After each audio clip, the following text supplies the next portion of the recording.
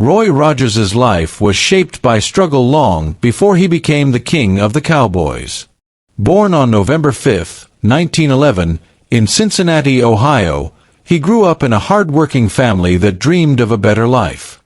His father, Andrew Sly, grew tired of long factory hours and the chaos of city living, so he and his brother built a houseboat and moved the family up the Ohio River, searching for peace.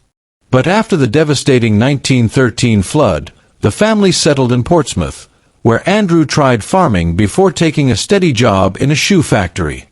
Roy, meanwhile, discovered the joys of rural life and music during his school years, even though he never cared much for academics. At 17, he dropped out to help his father at the factory, but the call of music stayed with him. When the Depression hit and the family moved to California, Roy drifted through worker camps, scraping by on day labor until music gave him a sense of escape. He picked up a guitar, discovered his natural singing talent, and soon set out to pursue a musical career with his cousin Stanley as the Sly Brothers. By 1932, Roy joined the Obaro Cowboys, performing across the Southwest and gaining experience on radio. A few years later, he became part of a new Western harmony group, the Sons of the Pioneers, who soon became national sensations with hits like Cool Water and Tumbling Tumbleweeds.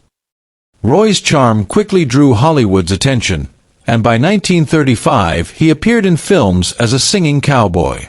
In 1938, he officially became Roy Rogers, the perfect cowboy name, and in 1938-39 he stepped into stardom, replacing Gene Autry and starring in hits like Under Western Stars, Billy the Kid Returns, Rough Riders Roundup, and many more. From 1939 to 1954, he remained one of the top 10 Western box office stars, appearing in beloved classics like King of the Cowboys and Song of Nevada. Television made him even bigger. From 1951 to 1957, The Roy Rogers Show brought Roy, his wife Dale Evans, Trigger the Horse, and Bullet the Dog into living rooms across America. Roy's business sense also soared.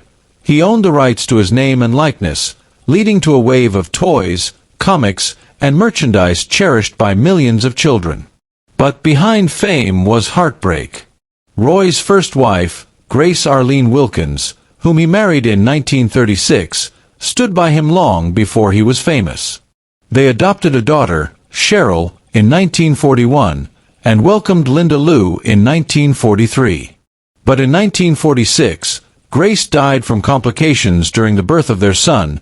Roy Jr. The loss devastated Roy and left him a grieving single father. A year later, he married Dale Evans, a woman who became not only his partner in life, but his greatest emotional anchor and creative collaborator. Together they built a legendary brand, movies, radio, music, and TV, and a home full of adopted children, many of whom had disabilities or came from difficult beginnings.